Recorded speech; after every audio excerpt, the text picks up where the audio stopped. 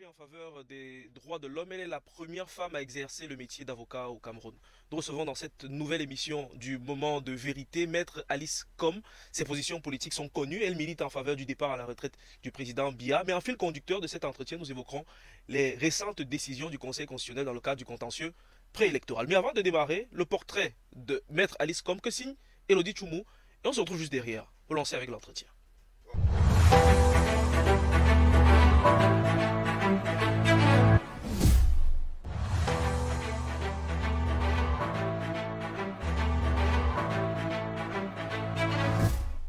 Première femme avocate du Cameroun, elle fait du droit civil et du droit des femmes ses leitmotiv. Maître Alice Com, du haut de ses 80 ans, est une figure incontournable dans l'univers juridique national et international. Née à Poutkak, dans la région du littoral Cameroun, la jeune Alice rêve d'un monde où règne la justice. Elle fait ses études au Cameroun, puis en France et revient au Cameroun. C'est à l'âge de 24 ans qu'elle fait son entrée sur scène dans sa profession. On est en 1969, à l'aube de sa carrière. Elle défend littéralement la cause des plus faibles. Face aux victimes des violences policières, aux discriminations et devant les droits des veuves et des orphelins, la jeune avocate ne replie pas. En février 2003, Maître Alice Com crée l'ADEFO, l'Association pour la défense des homosexuels du Cameroun. Une action qui dérange, et pourtant un combat auquel elle tient. Alors, elle subira des menaces de mort. Outre les attaques et intimidations, elle sera sous la menace permanente de la radiation. Jusque-là, elle ne fera pas une croix sur la communauté LGBT. Une lutte qui lui a valu d'être classée parmi les femmes africaines les plus fascinantes en 2012 par le magazine américain The New Yorker, suivi en 2014 d'une récompense de la section allemande d'Amnesty International pour son travail de promotion des droits des homosexuels en Afrique. Un combat jugé par certains comme étant une abomination dans une société africaine en perte de repères. Mais pour l'avocate, quelqu'un doit faire ça. Fidèle à son combat pour les droits de l'homme, Maître Alice Com s'insurge contre l'interdiction des activités et la suspension des organisations de la société civile, au rang desquelles s'inscrit le réseau des défenseurs des droits humains en Afrique centrale, dont elle est la coprésidente du conseil d'administration. À l'aune des échéances politiques dans son pays, elle crie douleur devant le verdict du Conseil constitutionnel pendant le contentieux préélectoral. Face à cela, elle appelle toutes les forces vives à se mettre en branle pour le changement.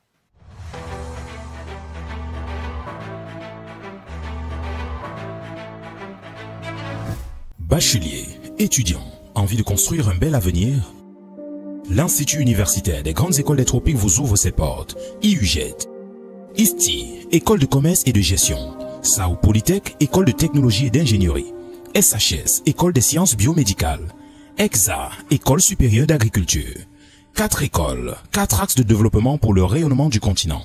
IUGET, bien choisir, c'est déjà réussir.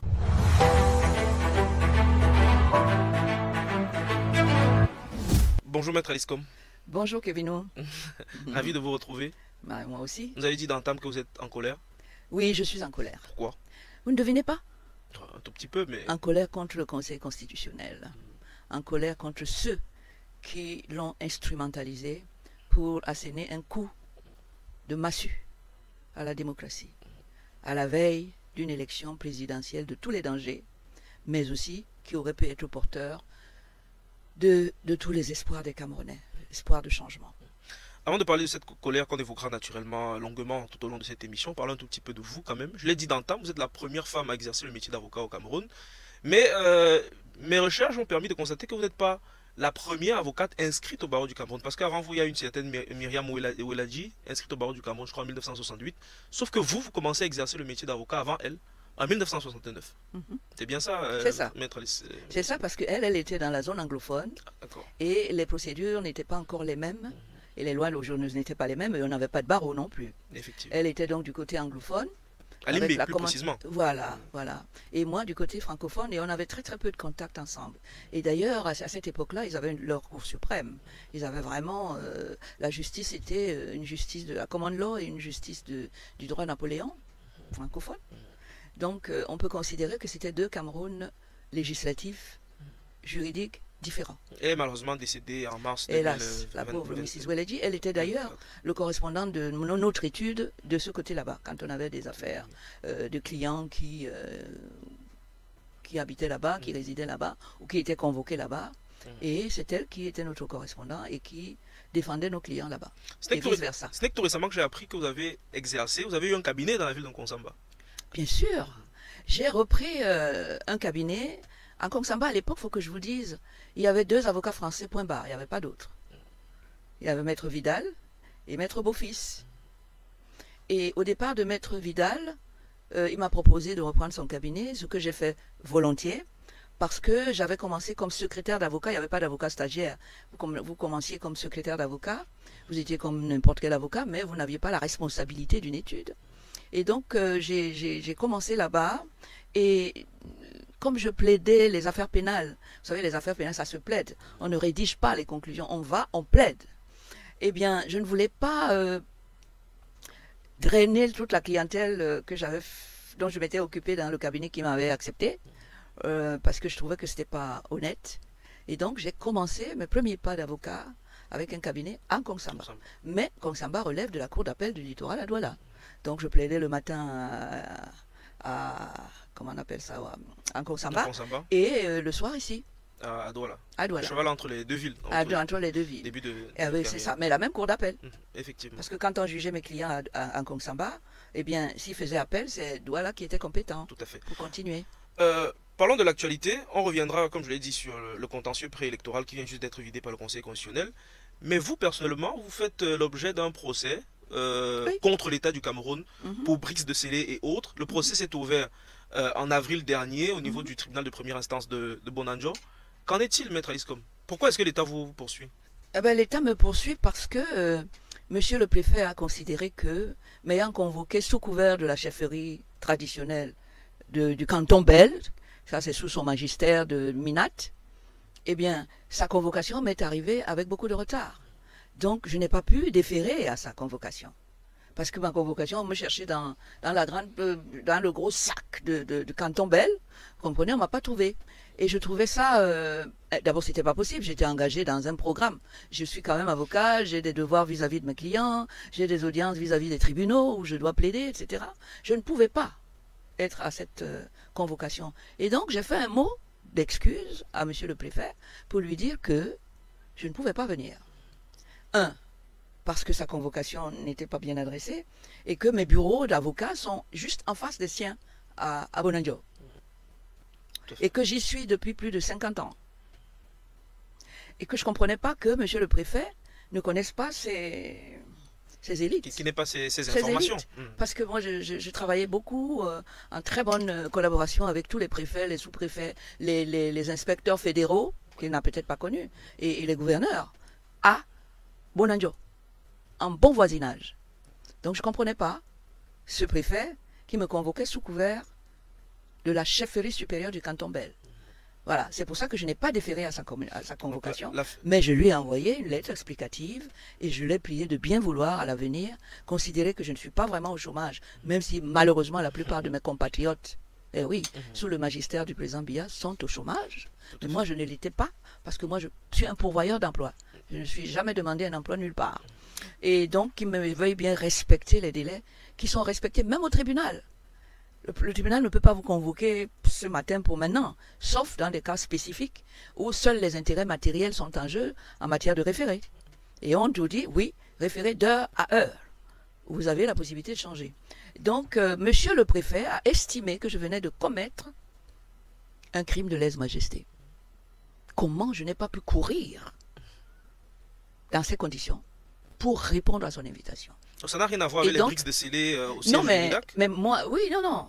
Alors, il me convoque, et quelques temps après, un lundi matin, je trouve que on a scellé le REDAC.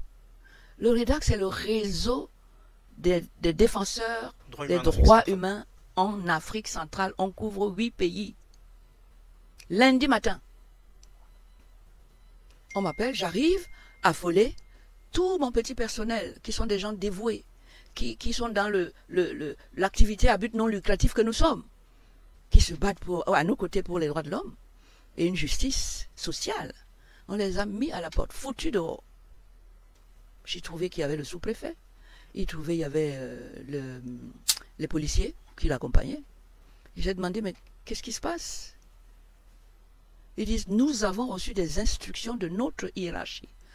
Ah, la hiérarchie est devenue un législateur. J'ai dit, mais ça ne se passe pas comme ça. Donc j'ai pris le code pénal devant eux, je l'ai lu, et j'ai vu que le bris de scellé, c'est lorsque on a apposé légalement les scellés, qu'effectivement, on n'a pas le droit de les briser. Légalement, ça veut dire que, par exemple, il y a une autorité que la loi autorise. Parce qu'il faut une autorisation. Parce que pour situer ceux qui nous regardent dans le contexte, la position de ces scellés intervient suite à une décision du ministre de l'administration territoriale portant interdiction d'exercer d'un certain nombre d'organisations de la société civile. Parmi ces organisations, le REDAC, dont vous êtes président du comité, du conseil d'administration. Je suis co-président. Vous êtes conseil d'administration. Deux présidents. Il y a le président de la Commission africaine des droits de l'homme qui est co-président avec moi. Comme il n'habite pas ici, généralement, il me donne tous ses pouvoirs. Et dont la directrice exécutive est Maximilienne Gombe. C'est juste pour... C'est ça, exactement. Alors, on trouve que c'est fermé. Donc, les délégués du REDAC qui sont des Gabonais, des Congolais et tout ça, tout le monde dehors. Et on s'était tellement battu pour que le siège du REDAC soit plutôt au Cameroun. On s'était tellement battu. C'était pas pour nous retrouver devant des situations honteuses comme celle-là. Qu'est-ce qu'il en est, Est-ce que le REDAC est toujours fermé. Le REDAC est toujours fermé, Ben les sièges de Bali. On attend que monsieur, puisqu'ils ne veulent pas que je touche au scellé, qu'ils viennent toujours les enlever. Et comment vous faites pour vous mouvoir, pour travailler, pour assurer la défense de ces ils sont pour le moment vulnérables de la société? Oui, pour le moment, tout le monde squatte dans mes bureaux de Bali, qui sont le siège des associations comme Association pour la défense de l'homosexualité, où j'exerce mes activités associatives, où j'exerce des associations comme, je sais pas moi, Women, la femme électrice et le vol, comme maintenant, on est en pleine activité. Tout à fait. Voilà. Alors, Maître Alice Combes, revenons sur le fil conducteur de cette émission. Oui. Les verdicts rendus par le Conseil constitutionnel dans le cadre du contentieux préélectoral. L'une des décisions qui était très attendue par l'opinion publique nationale et internationale, c'était la suite que la bande à Clément Atangana allait donner à la requête introduite par le professeur Maurice Kamto du mouvement pour la Renaissance du Cameroun. Très rapidement, comment est-ce que vous avez accueilli le rejet définitif de la candidature du candidat du Manidep? Je dois vous avouer que je m'y attendais, mais tout en espérant secrètement, au fond de mon cœur, qu'il puisse me surprendre et qu'il puisse laisser ce Camerounais, ce digne Camerounais, avocat international du Cameroun, souvenez-vous, dans l'affaire Bakassi, c'est le président Biya qui l'a fait nommer pour défendre son pays. Il l'a fait un avocat brillantissime, compétent, patriotique. Il a gagné l'affaire de Bakassi sur les prétoires internationaux. Et voilà comment on le remercie. Vous imaginez ça? Pour moi, c'est un choc indescriptible, inacceptable, irrecevable. J'ai pris ça comme si on m'avait poignardé personnellement. Et ça, c'est quelque chose que j'aurais beaucoup de mal à digérer et à accepter. Mais venant d'un régime dont vous décriez les méthodes depuis plusieurs années, est-ce que vous vous dites qu'ils ont franchi le Rubicon? Ils ont franchi le Rubicon. Mais pour moi, ils l'ont franchi depuis longtemps. Hein. Quand il s'agit de Kamto notamment, c'est incroyable ce qu'ils deviennent fébriles. Ils sortent des gonds, ils sont prêts à assassiner ce pauvre. Ils sont prêts à tout pour éliminer Kamto. Et là, je pensais quand même qu'ils allaient lui laisser la possibilité, puisqu'ils sont tellement sûrs du bon travail, du bilan du monsieur Biya. 43 ans, il a plus d'atouts pour se faire aimer par le peuple. Il a 43 ans de bon bilan à présenter, j'espère. Eh bien, je pensais qu'ils allaient le laisser et que c'est à la fin qu'ils allaient instrumentaliser le Conseil constitutionnel au moment de la proclamation des résultats des élections et qu'ils vont le faire battre comme ils en ont les moyens. Ils sont dans tous les leviers du pouvoir, ils sont là. Et les organes qui font marcher ces organes-là sont les leurs. Et chacun est en mission commandée. Je croyais qu'on allait laisser au peuple l'illusion de l'exercice du pouvoir souverain dont on dit qu'ils sont détenteurs. Le pouvoir de nommer le président de la République pendant 7 ans, comme on a dû le faire pour Biya pour qu'il soit président. Ben non, c'était trop fort pour eux. Il fallait absolument humilié, blessé, rejeté, expulsé le président, le professeur Kamto. Et ça passe pas dans mon cœur. Ça passe pas. Ça, Je ne leur pardonnerai jamais ça. C'est pour ça que vous dites Jamais. que vous êtes en colère. Une colère noire qui peut me tuer. Hein. Non. Ah oui? Dites pas ça, mais. Non, parce que nerveusement, c'est difficile Tout pour encore moi. à vous. Oui, parce que quand je n'ai pas donné des coups de poing, je ne vais pas... Eh ben oui, je ne vais Je pas... me prêterais volontiers au jeu si ça me rassure que vous avez encore quelques années avec nous. Oui, oui, vraiment. Non, non, c'est... Vous savez, l'injustice déjà. Moi, je travaille au tribunal depuis 56 ans. Et je combats l'injustice. Je combats l'acharnement contre des citoyens qui n'ont pas les moyens de se défendre et qui risquent gros, c'est-à-dire ce qu'ils ont de plus cher, leur liberté, leur isolement par rapport à leur famille quand on les met en prison, la perte de leur dignité, leur liberté d'aller gagner leur petit pain et de manger. Je travaille là-dedans depuis 56 ans. Eh bien, je ne me suis pas du tout habitué à l'injustice. C'est très sensible. Et je ne peux pas. Question. Ça me touche plus que tout au monde. Je vous assure. J'en veux beaucoup au président Biya d'avoir fait ça. D'avoir laissé faire ça. Surtout que lui-même est candidat. Je pensais qu'il allait montrer beaucoup de respect pour ses compatriotes qui sont des candidats. À ce niveau-là, il n'a pas été capable de se mettre au-dessus de la mêlée pour dire non, laissez-le concourir. Le jeu sera franc, je garantis la liberté de l'élection. Je respecte le peuple, parce qu'après tout, c'est devant lui que je vais prêter serment quand je serai élu. Et c'est par lui que je serai élu. Ils me l'ont prouvé pendant 43 ans. Je crois que cette fois-ci aussi, laissez au moins ce monsieur aller se présenter. C'est insupportable. Certains observateurs, c'est insupportable. Certains observateurs de la vie politique nationale pointent le doigt accusateur sur les collaborateurs du président de la République. Qui a nommé les... Non, non, non, je n'aime pas. La responsabilité, c'est pas ça. J'évoque le point de vue de ces observateurs. Non, non, ce ne sont pas des observateurs. Ils n'ont pas fait ils n'ont pas parcouru toute la ligne, toute la rangée des responsabilités. Ils sont étagés. Au-dessus, il y a monsieur le président Biya. C'est lui qui nomme. Nous, le peuple, nous le nommons par notre vote. C'est pour ça que normalement, il doit être responsable vis-à-vis de nous. C'est à nous qu'il rend compte. Mais il le fait tous les 7 ans. Il va venir nous dire, je suis beau, je suis bien fait, vraiment je suis gentil, votez-moi. Parce que c'est comme ça, c'est une chaîne. Hein? Il est en haut, mais il est soutenu par le peuple en bas, qu'il a envoyé là-bas pour servir le peuple. Et c'est ça que les gens oublient beaucoup. Ils pensent que quand tu es devenu président, tu es devenu le maître de tout, tu es devenu le dieu de tout, tu peux faire ce que tu veux, comme tu veux, tu oublies qui t'a mis là. Et c'est pour ça que je me bats. Parce que je suis là pour rappeler à chaque fois qui a mis qui à cette place. Alors, mais d'après vous, Voilà. les éléments de droit évoqués, que ce soit par Élections du Cameroun, le MINAT ou le Conseil constitutionnel, notamment la pluralité d'investiture au sein du Manidem, pour vous, c'est de la poudre de perlimpinpin? Non, ça c'est une parodie de justice qui est ridicule. C'est pas digne du pays de Paul Biya. Non. D'abord, c'est mal cousu, c'est mal monté. Non, mais franchement, vous avez tous les pouvoirs. Le scénario Yebga, mais ils sont allés jusqu'à faire du faux. Pour moi, pénaliste, le faux est un délit, sinon un crime. On devrait poursuivre les gens qui ont fait ça devant les juridictions compétentes du pays. Pour qu'au nom du peuple, on les juge. Parce que c'est un foutage de gueule. Au moment où le peuple est en train de vouloir exercer ce pouvoir de nommer par son vote le président de la République, le premier Camerounais, les voilà qui sont dans des papiers en train de tricher, de frauder. Ça va être assis sur quoi la victoire du président Biya? Même pour lui-même. Ça va être assis sur quoi?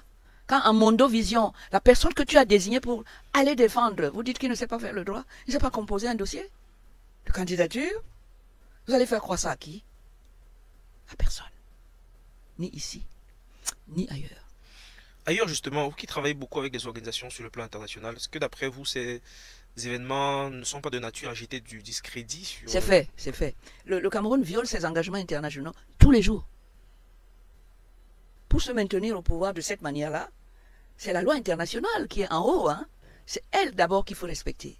C'est-à-dire les droits humains, les droits des gens d'aller, venir, de choisir, etc. Vous le violez tout le monde. Vous croyez que l'extérieur là-bas, ils sont idiots, ils sont fous, ils sont aveugles, ils savent rien quoi. Vous avez fait votre coup là, c'est bon? Non, c'est pas bon. Ce n'est pas bon et ce n'est que le début. Ils seront informés et chacun dira là-bas ce qu'il sait. Malheureusement, les sanctions vont venir, mais contre le Cameroun. Oui. En 1982, à l'arrivée au pouvoir du président de la République, Paul Biya, on a eu un entretien il y a quelques années. On a dit que vous étiez de ceux qui étaient plutôt enthousiastes à l'idée de l'arrivée d'un celui qui était présenté à l'époque comme un démocrate. En tout cas, il semblait envoyer des signaux plutôt différents de ceux du pouvoir d'avant, de celui d'Ahidjo. 43 ans après, pour vous qui avez vécu son arrivée, quel est votre état d'esprit? Quel est le bilan que vous faites alors qu'il s'apprête à demander un 8e mandat? Déception totale. Le président Biya, il c'est comme... Il n'y a même pas un point positif, maître. Même pas mais trouvez-le, moi je vous laisse les positifs, trouvez-le. Moi je garde le négatif, parce que c'est ça qui impacte négativement ma vie, et qui me fait de la peine, et qui me fait souffrir. Le positif, je ne dis pas qu'il n'y en a pas. Cherchez, trouvez, mettez ça sur la place publique. Mais vous savez, il y a tellement de gens qui sont payés pour dire du bien du président. Eux, ils sont payés. Moi, je ne suis pas payé pour dire du bien ni du mal. Du tout. Je parle avec mon cœur. Je parle avec ma chair qui souffre. Je parle avec la compassion pour ceux avec lesquels je vis tous les jours. Je parle avec les tribunaux qui ne fonctionnent pas selon les valeurs de la République. Je parle avec ce qu'on nous a mis en place, ce qu'il a ratifié comme texte, comme loi supérieure, et qu'il viole tous les jours allègrement. Ça, je le vis. C'est mon gagne-pain, la justice. C'est sur ça que je travaille. C'est avec ça que j'élève mes enfants. Vous comprenez que quand vous êtes touché à cet endroit-là de votre vie, ça fait mal. Ça fait mal et ça vous met la révolte ici. On a envie de bondir sur la personne, comme une tigresse, pour qu'il arrête, pour qu'il desserre les taux, pour qu'il arrête de vous faire mal au vôtre, tous les jours, que vous voyez que lui ne voit pas. Il faut cesser ça. 43 ans, Monsieur le Président, on vous a tout donné. On a veillé à ce que vous ayez les plus beaux appartements où vous dormez, le plus beau palais, le plus beau du Cameroun, que vous viviez dans l'opulence, que vous ne manquiez de rien, les plus belles voitures, les voyages. S'il vous plaît, arrêtez-vous un moment et dites, mais au fond c'est vrai, ils m'ont quand même donné ça, je ne peux pas nier. Mais qu'est-ce que moi je leur ai donné? On ne peut même pas exercer notre liberté d'aller et venir. Vous ne pouvez pas marcher dans la rue. La rue, c'est le bureau du peuple. Vous ne pouvez pas. Parce qu'elle n'a pas travaillé la route pour qu'elle puisse vous appartenir, pour que vous puissiez l'utiliser, pour aller et venir, exercer ainsi votre droit fondamental d'aller et venir. Vous ne pouvez pas. Oui. Travail, patrie, travail, c'est ignorer le nombre de chômeurs et de gens qui n'ont plus d'avenir. Quand il se lève le matin, il se dit qu'est-ce que je vais faire demain, l'année prochaine, qu'est-ce que je vais faire les enfants. Il n'a pas de réponse. Il voit flou. Il y a un nuage devant lui. Ce n'est pas une vie, Monsieur le Président. L'ancien collaborateur du président de la République, Paul Biya, Issa Chiroma Bakari, dit qu'il est devenu inaccessible. Il a toujours été. Il est très rare. Il a toujours été. Au-delà des dénonciations que vous faites depuis toutes ces années à travers les médias, est-ce que vous avez essayé d'appeler Paul Biya pour lui dire que la direction... Je n'ai pas le numéro de téléphone de M. Biya. Vous savez, du temps de son prédécesseur, le président Ahidjo, qui n'avait presque rien en commun avec moi. Il était du Nord, je suis du Sud, musulman, je suis chrétienne, je sais pas, il est né en 1930 et quelques, moi c'est 40 et quelques, bon, on n'avait rien. Mais j'avais osé un jour envoyer une demande d'audience à travers M. Tanko, qui était le président départemental du... Comment s'appelait le parti de l'UNC pour l'agence du J'aimerais littoral. bien que tu m'obtiennes une audience auprès du président. J'avais une vingtaine d'années. Une vingtaine d'années. J'avais pas encore 30 ans. Nous sommes dans les années, au début des années 60. 60, oui, 68, 69. Oui. Eh bien, figurez-vous que, j'ai attendu, après j'ai oublié, figurez-vous que, lorsque le président Ahidjo a prévu un voyage à Douala, arrivé ici, sur la liste des audiences, parce que quand il est ici, il était ici, il recevait quelques personnes localement. J'étais sur la liste de ces audiences, et il m'a reçu. Président Ahidjo, celui qui a nommé Biya, celui qu'on dit qu'il était un dictateur. Moi j'étais, je te dis, j'avais pas 30 ans, je venais d'être avocat, mais il était tellement fier qu'il a des avocats de femmes, qui sont camerounaises, qui vont dans les conférences internationales représenter le pays, que ça ne le laissait jamais indifférent. Et j'ai eu des audiences du président Biya quand il était Premier ministre, donc il me connaît très bien. Très bien. Il me voyait aller chez son patron. Eh bien, Depuis qu'il est président de la République, il n'a jamais reçu la première femme à exercer le métier d'avocat au Cameroun. Pas du tout. Je ne sais même pas s'il peut encore me reconnaître. Est-ce que vous avez essayé, comme par le passé avec Aïdjo, est-ce que vous avez essayé d'adresser une demande d'audience? Ben, est-ce que lui, il n'a pas appelé des gens qui n'étaient pas avec lui, qui étaient dans ma situation? Il les a jamais appelés là-bas parce qu'il avait, pour une raison, pour une autre, une mission, alors qu'on... Il me connaît, non? Non. Non. Alors, non, je ne commande pas les visites présidentielles. Du temps d'Aïdjo, là, j'avais un petit problème à lui soumettre. Je lui ai soumis, il l'a réglé. Mais là, avec lui, bon, il n'a pas besoin de moi. Moi non plus, je n'ai pas besoin de lui. Je me débrouille comme je peux, comme tous les Camerounais le font. Et puis on navigue et on va chacun sur des chemins parallèles qui ne se rencontrent jamais apparemment. Donc, comme on le disait, le président Paul Biya est candidat à sa réélection pour un 8e mandat. Il est âgé de 92 ans. Pas besoin de vous demander si vous allez soutenir sa candidature. La réponse, on la connaît. L'opposition camerounaise, par contre, avec le rejet de la candidature de Maurice Kamto, est-ce que vous pensez qu'elle a des chances à l'élection présidentielle qui arrive là? Aucune opposition n'a de chance. Parce que vous prenez le problème sous un angle qui n'est pas le mien. Mon angle est le suivant. Le président Biya, une fois qu'il est au pouvoir, a décidé d'avoir un seul projet à suivre. Lequel? Son projet, mourir au pouvoir. Oui. Et il a construit tout ce qu'il faut, toutes les marches qu'il faut, les moyens qu'il faut mettre en place, les ressources humaines pour ça, pour cet objectif qui est devenu son projet de vie personnel. Oui.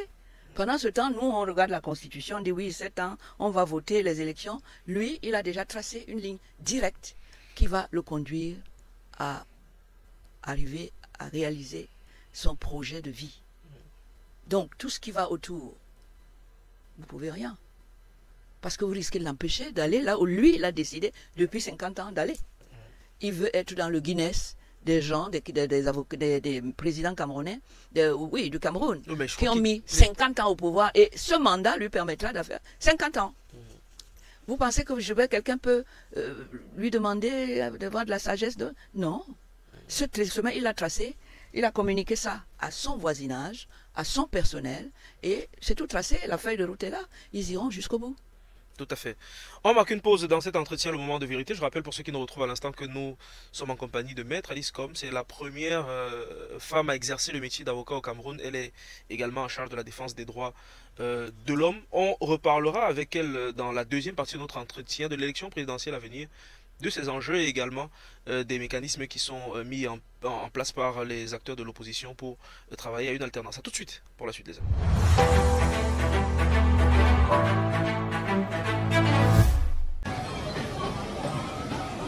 C'est un bâtiment fumant qui captive les regards des usagers à la douche municipale dans le premier arrondissement de la ville de Douala. 48 heures après l'incendie qui a ravagé les boutiques dans ce lieu commercial, la zone est quadrillée par les éléments de la gendarmerie nationale afin d'empêcher les usagers de pénétrer le périmètre du sinistre qui reste dangereux. Les sapeurs-pompiers s'attellent à éteindre les flammes récalcitrantes qui émanent des chaussures et autres objets en plastique brûlés. Le bâtiment qui était d'une certaine époque aura pris un sérieux coup avec cet incendie qui a fait voler tout en éclats. Propriétaire d'une boutique au premier étage, Marina n'avait pas d'assurance et malheureusement, elle a tout perdu. Malheureusement, moi, je n'avais pas d'assurance. J'ai tout perdu. Et étant donné que c'est dernièrement que j'ai eu l'arrivage, que je prépare la rentrée, parce que moi, je prépare, je fais tout. Moi, je fais les vêtements. J'habille hommes, femmes et enfants. Et femmes complètes. Et on était en pleine saison de rentrée scolaire. En pleine saison de rentrée scolaire, avec les trucs qu'on a achetés pour la rentrée scolaire, qui arrivaient brûlés. Moi, il n'avait pas de magasin, je stockais tout sur place. Approchés, d'autres propriétaires n'ont pas souhaité s'exprimer à notre micro. Car, disent-ils, la tête chauffe. Si l'origine du feu n'est jusqu'ici pas déterminée, les commerçants déplorent la lenteur et la mauvaise préparation des soldats du feu. C'est le cas de Marina une fois de plus, qui n'aurait pas été touchée, dit-elle, si les pompiers étaient arrivés à temps et bien préparés. Avec l'histoire de notre pays, si peut-être les sapeurs venaient, comme ils sont venus à la fin, c'est que peut-être on devait être épargné. Mais ils sont venus, ils savaient un bidon d'eau. S'il vous plaît, on interpelle ici le gouvernement camerounais. Avec les histoires d'incendie de notre pays, il faut beaucoup les outils, beaucoup. L'année passée, c'était de l'autre côté. Les sapeurs viennent toujours avec un bidon d'eau, avec un camion d'eau. Un camion d'eau ne peut rien faire. Ça ne peut rien faire, puisque s'ils venaient au début en masse, c'est que ça ne va pas arriver là. On devait quand même réussir à sauver le haut. Une interpellation des autorités qui prend tout son sens quand on sait que la douche municipale est située à seulement quelques centaines de mètres de Bonandia, le siège de l'administration régionale pour le littoral.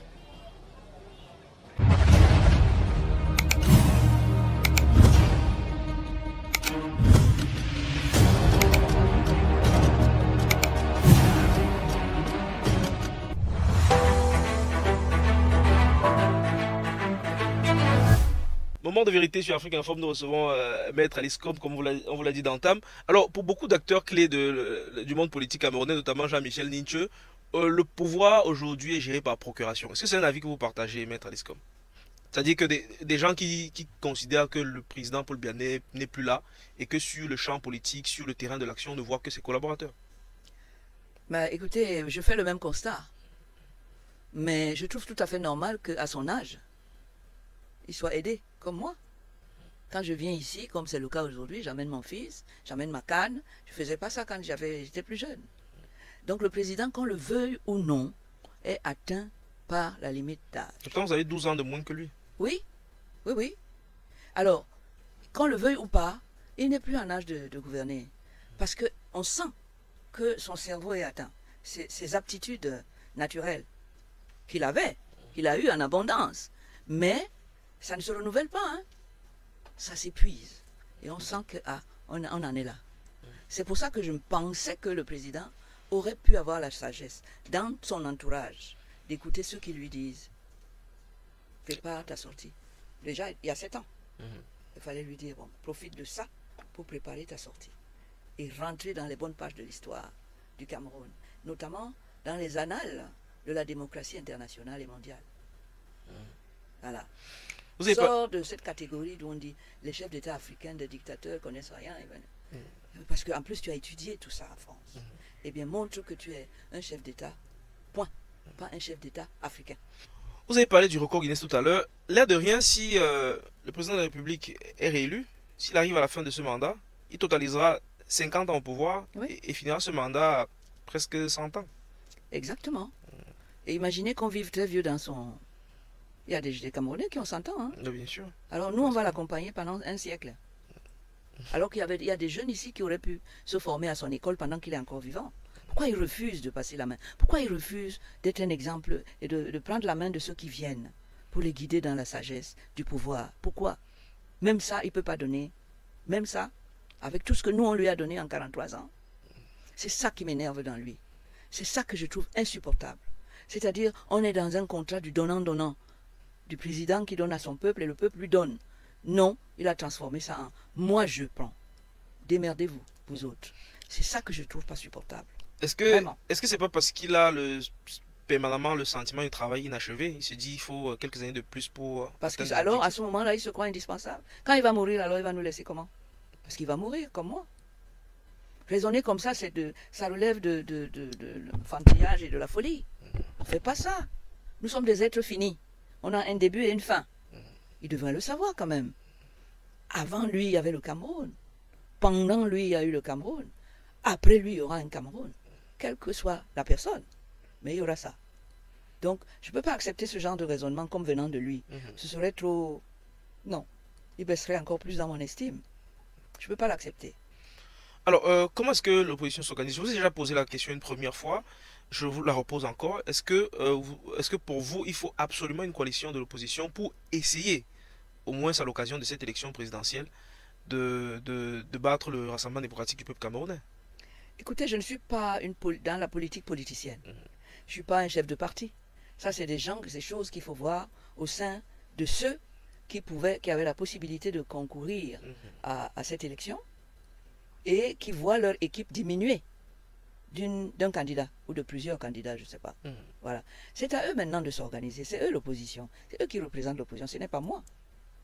Moi, je suis de la société civile. Je suis un citoyen lambda, mais éclairé, qui sait ce que c'est que le président de la République par rapport à la population.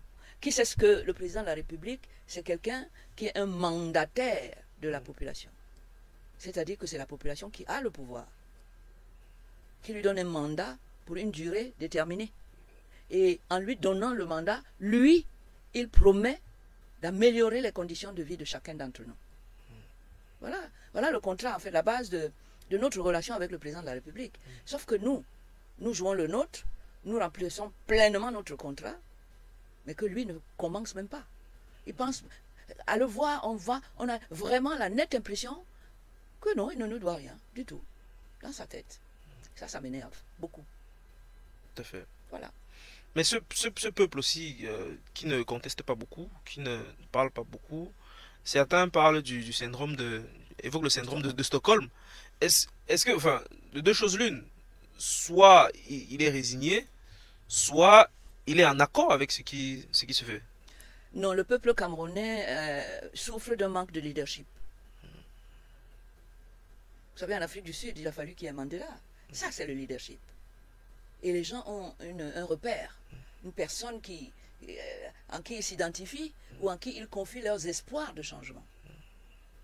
Ici, vous n'avez personne.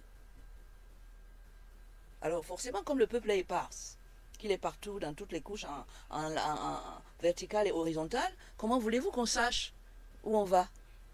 Vous avez un troupeau de moutons, il n'y a pas de berger, vous croyez que ça va se passer comment? C'est la même chose. Le mal du Cameroun aujourd'hui, c'est l'absence de leadership.